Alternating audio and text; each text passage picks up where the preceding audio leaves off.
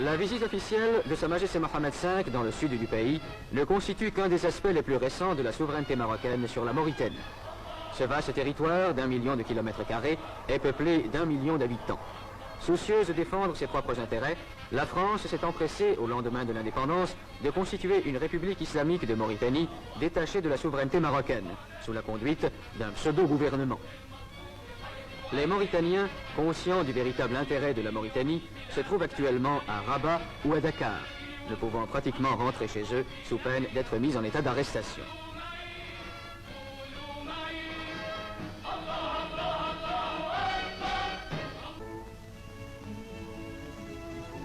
Le gouvernement leur a confié des postes importants. M. Fall Ould Omer, émir du Trarza, a été nommé ministre d'État.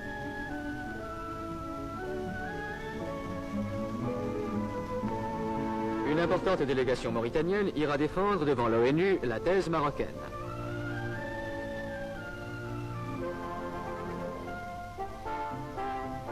Des missions d'amitié et de bonne volonté vont partir pour l'étranger afin d'entretenir les gouvernements des différents pays du problème mauritanien. M. Alal El-Fassi, président du parti de l'Istiklal, parcourra l'Asie. La délégation, présidée par M. Abdelkebir El-Fassi, ambassadeur du Maroc en Allemagne fédérale, visitera tous les pays d'Afrique équatoriale et occidentale. M. Balafrège, ancien président du Conseil, se rendra en Europe. M. Abdelkhalek Torres, ministre de la Justice, se rendra en Amérique du Sud et en Amérique centrale.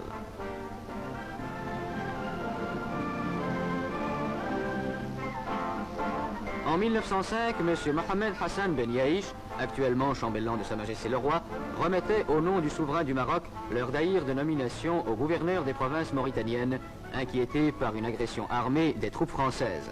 D'autres témoins vivants subsistent. Des documents diplomatiques irréfutables ont été réunis qui attestent la souveraineté marocaine sur les territoires sahariens.